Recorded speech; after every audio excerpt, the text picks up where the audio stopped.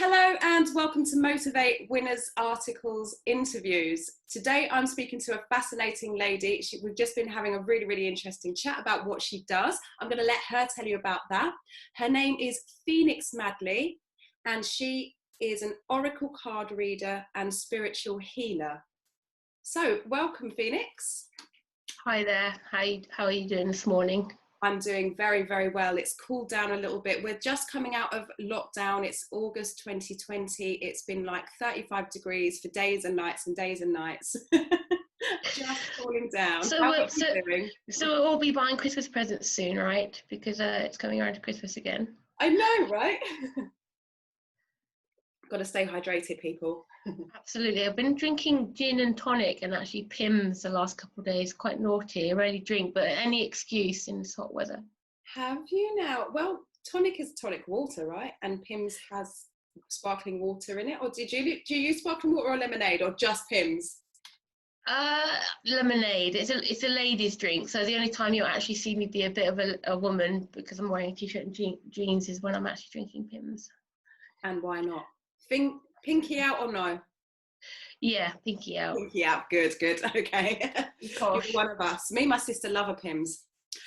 Okay, so let's get on with the interview. Enough about the alcohol. Can you tell us about what it is that you do? What is oracle card reading and spiritual healing? God, how do you sum that up?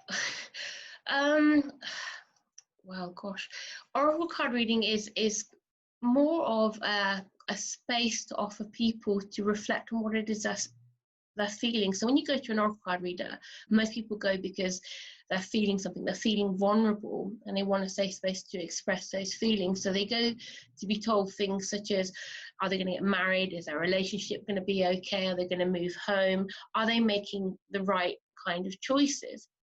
So what I do in an oracle card reading is allow that space for people to reflect on what it is that they want, their repressed desires, their needs, all of their feelings, and have a different perspective on what's going on in their life. And perspective is really important, Carrie, because we derive meaning from our experiences, and that creates these patterns of behavior that we tend to repeat. So we look at what's going on unconsciously in a person's subconscious mind. And when they are allowed to talk about what they feel, they become aware of those patterns of behavior.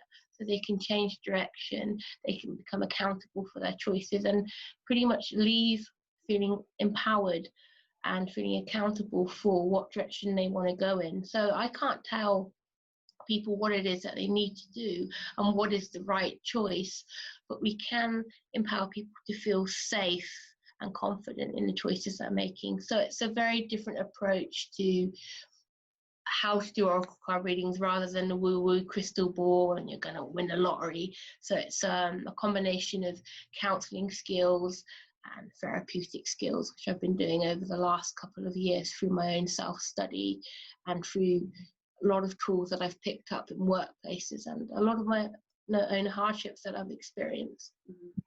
Yeah, in a nutshell. Yeah, yes, very much in a nutshell.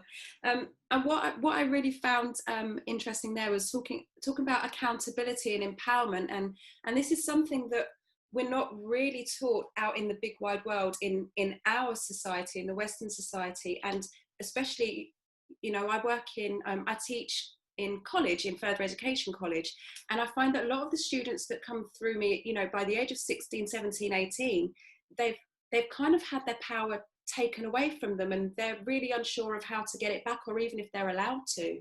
So I think this is really important, and the accountability also I find with those younger people can be quite lost because they've been told what to do for so many 11 years of their life, you know, exactly what to do and how to do it and what's the right way to do it and what's the wrong way.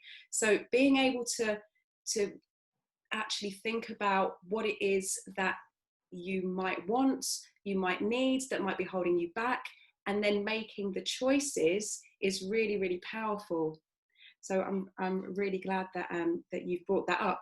So can you tell us a bit about your background and how you came into what it is that you do?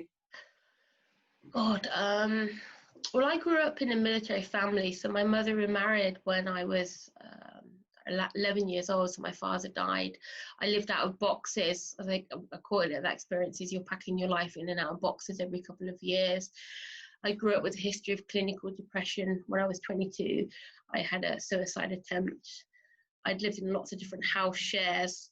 You know, I was a good kid, but I was very passive, very shy. I'd been bullied a lot. And I lost this sense of who I was as a person. Who am I? My identity. You know, like you said, we're told who to be when we grow up. We're always looking to others for confirmation on, am I making the right choice or wrong choice? So by the age of, I think it was 2011, I'd had a nervous breakdown. I moved back home and I was living in my mother's bedroom. And the shame as a young woman, you know, living and actually sleeping in my mother's bed because there was no room was horrific. So at that time, to get me out into the world and connect to people, because I had short-term memory loss, I had coordination loss, I had speech loss, I created Visionary Heart. And that came around because I would see a lot of visions, because when you have a mental breakdown, everything from the unconscious mind gets released. So I would see blue lights, I would have my sense of taste and smell were pretty much enhanced at the time. And I kind of took that time to really listen to what I wanted, because I'd spent so much time catering to other people's needs. I'd taken care of military teens, I'd been a support worker, and it allowed that space to really reflect on what I really wanted. And I thought, well, how can I use this situation to better myself? And it would initially take me around 3 years to recover from that breakdown, Carrie, and get back on my feet. So I went out and I talked to people, the homeless, the drug addicted. I sat in a tent with somebody who was traveling and ate beans. I just spent all that time in learning to connect to other people and learning to how to kind of relate to my self-identity, and that is the core of it. Who are you as a person? Who am I as a person? Am I enough? Because every problem that we ever have comes down to one main issue, our worthiness and the role that we want to play in the world and how we relate to ourselves. Despite what's going on in the world, it's kind of like, who am I and how can I use what I'm doing to create something different? So that became the bones of Visionary Heart. And a vision means your ability to see and have a different perspective. And your heart is about your needs and your emotions and how you want to bring that out into the world. So how can you have vision and heart? And those two things come together. And in Buddhism, I think it's called Pranja Paramita. So that's about having wisdom, and it's about having compassion. And those two principles coming together to create a whole different reality for yourself. It's very like an inward, in your inner self coming out, which leads us to your very, very engaging headline in the magazine, Igniting Your Inner Catalyst. I love that. I mean, to me, it was just like, well, it was just like, that's a fantastic headline. I want to read it all in one go. I wanted to get all of the information that was on the pages at once. And I was really eager to get to the next bit. And actually the way you wrote was very engaging as well. And also the name of your organization, Visionary Heart, is, you know, it's also very engaging. You've got a real way with words. I do try. I trust what comes up, and this is what it's about. It's trusting yourself and what comes up, because there's always a reason. If something's coming up, whether it's visuals or images, it's kind of, why am I seeing this? Why am I feeling this? And it will tell you a lot about your internal processes. And this is, you know, they say the art of meditation is about sitting still and, you know, putting your fingers together. And I think that's bollocks. Actually, meditation, if you think about that word, it means, in a sense, to reflect upon. So all of life we can reflect upon. Yeah, and I definitely don't sit up when I meditate. I definitely lie down on my bed as much as possible. Yeah, me too. But yeah, you're right. It is about reflecting. Okay, so something else that I want to, I say so a lot, don't I? Something else that I just want to bring out is something that you wrote in the article and that you've just touched upon is investing trust in your capabilities and your choices, which leads us again back to accountability and empowerment. So it's like, I'm a Piscean, so I like things that kind of integrate and interact. I think we all do, but you know, I don't know why I made myself extra special there, but the way that things integrate and interact, and the inward becoming outward, and being able to express yourself in different ways. As you said earlier, how can we do things differently? I think all of this is really amazing and fascinating. It's something that I try to do with my younger students, not so much with the older ones because that's really not my job, but at college with the younger students, it's a real a real contest to try and educate them in terms of their inner self. I mean, education comes from educo, which means finding answers from within, right? Don't think that's the literal translation, but it's something like that, finding the answers from within, which is exactly what you're talking about. But I do have a question about, you know, the accountability and empowerment. I'm just interested as to how this is different from what someone like a life coach does. Oh gosh, I'm not really sure about what life coaching involves. I mean, I think that's around empowering people to make choices, right? Yeah. Oh gosh, it's an interesting question. I tend to do a combination of looking at people's feelings, their past, and also a future that hasn't yet happened. So I do a lot of therapeutic-based techniques that allow people to look at their belief systems as well, depending on what that person needs, because nothing is scripted, nothing is planned. The idea is just kind of popping in my head as we're going through that process. So it's very much a person's process in which they're allowed to actually express what's there by using the medium of the cards. And the cards have all these different wonderful images on. And people always ask me, well, isn't there a set meaning for each and every card? And my answer to that is actually that card means absolutely nothing. You mean something. And whatever you're seeing in the card, that card acts as a mirror. So I suppose in a way you could consider it a little bit like coaching with cards, but it also has the basis of counseling skills and therapeutic principles and all these different tools that I've gathered over the years. So it's kind of like this massive, big, wonderful pot of wonderful things and tools and skills and that I can kind of gift to a person, and they leave with tools and they leave with resources and a fresh perspective. Okay, that's definitely answered the question. Thank you. So another thing that I really loved about what you wrote in the magazine was about you know, about it creating change for oneself, and you used the metaphor of the master and the servant with the camel sleeping overnight, yeah, and God saving the camel, which was it's a story that I've read and heard many times, but each time you hear it or read it, there's a different meaning to it.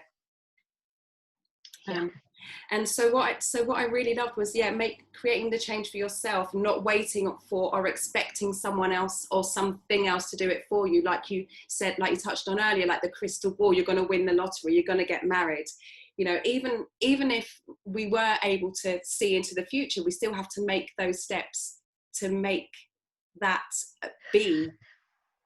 Yeah, and I think that is what most people kind of forget, is they have to you have to do something. The whole idea of this metaphor of, you know, you pray to God to keep the camel safe, but if you don't tether the camel, it's going to run off. So depending on whether you're spiritual or not, whatever you believe in, if you are an expression of life, so therefore what you see as God is an expression of you. So it's not, you know, you sit there and pray to God all you want, waiting for the answers to come in. That's great. But actually, if you are God or an expression on that, where is that going to come from? Through your hands, through your expressions. Yeah, exactly. Amazing.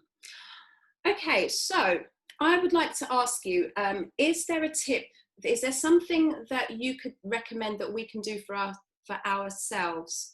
I mean, you've got some good tips in the article, so do go and read that. And but I would like just, is there something extra for people that are already doing the kind of thing that you talk about? People who are people who are getting started. Good question, actually. I suppose to find your own unique way of doing things. So stop looking to copy other people. And I know there are some big names out there of people. Doreen Virtue is one of them, who does card readings, and everybody's looking to copy everybody else. Come up with your own methods of reading. It's kind of look to yourself. Stop relying on reading your books to gain meaning from these cards. You don't need to use all these guides and angels. Those are just tools. It's the more simpler you get, the less tools you actually need. It's all coming from you. So trust what you get. Be your own individual. Stop looking to emulate everybody else, and then you will offer something completely different, because there's nobody else that can be like you. Exactly that. We're all unique. We're all special. We're all needed. We're all essential. And what we have to offer is essential to someone or everyone. So Phoenix, where can people find you? Where can people find me? Well, you can go to my website, which is visionary-heart.com. You can find me on Facebook, but only if you can put up with me, because what I blog is very real. So it's all about being authentic and truthful. So I share a lot of my experiences, and this is what I'm encouraging other people to do: to find your self-identity, share those parts of yourself that you're frightened to share with the world. So Visionary Heart, when you type that into Facebook, it will come up as a pink lotus. Or visionary-heart.com. I will talk to you, send me an email, which is phoenix.madley@yahoo.com also, and I will be there for you. And most of all, the readings are free. If you want to make a donation, that's fine, and if not, come along. It will allow that space for you to share what's going on, and I will be happy to talk to you. Thank you so much. It's been really, really interesting talking to you. I've absolutely loved it. And if you've loved it, then make sure that you head over to MO2VATE.com, MO2VATEMAG, MotivateMag.com, where you can read Phoenix Madley's article. You will love it. I promise. If you don't, then I will buy you bananas. A banana. It's pretty much the only fruit I can eat. I'm allergic to everything. So, and if you've enjoyed the interview, make sure that you give us a thumbs up, hit like, hit subscribe, and hit that bell to make sure that you don't miss any more interviews. So I will see you very soon. My name's Carrie Griffiths. Take care. Stay hydrated. See you very soon. Any last words, Phoenix? Thank you very much for listening, and lots of love to you all.